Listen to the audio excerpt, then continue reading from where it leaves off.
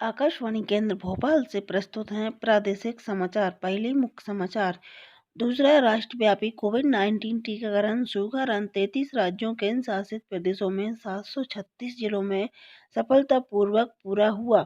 कोविड-19 recovery दर 96.39% तक सुधरी है। किसान केंद्र संघों के बीच 8वें दौर की वार्ता समाप्त। अगली मुलाकात 15 जनवरी को।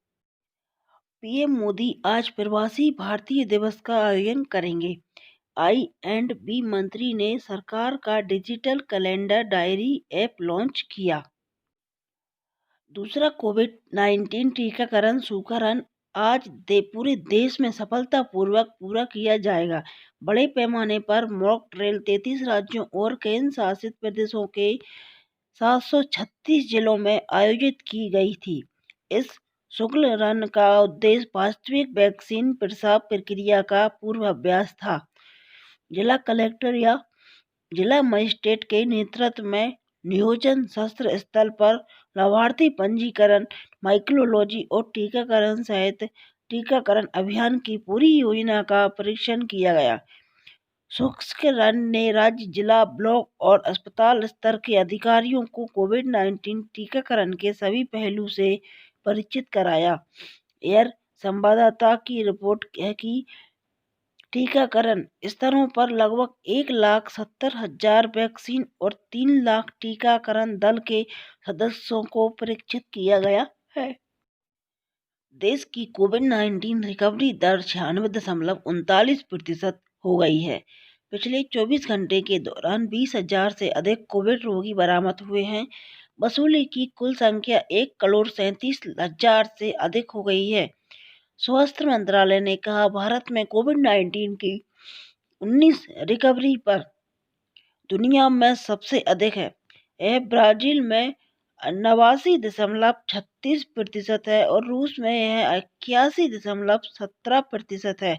इटली में 70.68%, अमेरिका में 59.59% और ब्रिटेन में 47.44% है। वर्तमान में वास्तविक वैक्सीन के कुल सकारात्मक मामलों का केवल 2.16% शामिल है। वर्तमान में देश में संक्रमित मामलों की कुल संख्या लगभग 2,25,000 है। केंद्र और किसान नेताओं के बीच अगले दौर की वार्ता 15 जनवरी को होने जा रही है। किसान यूनियनों के प्रतिनिधि कृषि और किसान कल्याण मंत्री नरेंद्र सिंह तोमर के साथ 8वें दौर की वार्ता के बाद ब्रीफिंग मीडिया ने कहा कि कृषि कानूनों पर चर्चा हुई, लेकिन कोई निर्णय नहीं हो सका। उन्होंने कहा, सरकार ने आग्रह किया है कि यदि किसान संघ निरस्त के अलावा कोई विकल्प देते हैं तो वह इस पर विचार करेगा, लेकिन कोई विकल्प प्रस्तुत नहीं किया जा सकता, इसीलिए बैठक संपन्न हुई।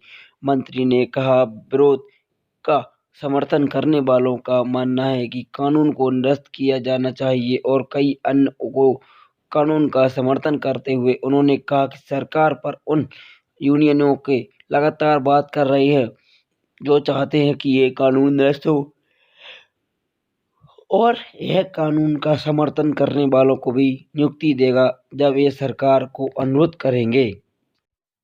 16वां प्रवासी भारतीय दिवस पीडीबी सम्मेलन कल अभ्यासी प्रारूप होगा। नई दिल्ली में ब्रेकिंग मीडिया विदेश मंत्रालय के प्रवक्ता अनुराग श्रीवास्तव ने कहा, अन्वेषण की विश्व दत्त आत्मनिर्भर भारत का योगदान दे रही है।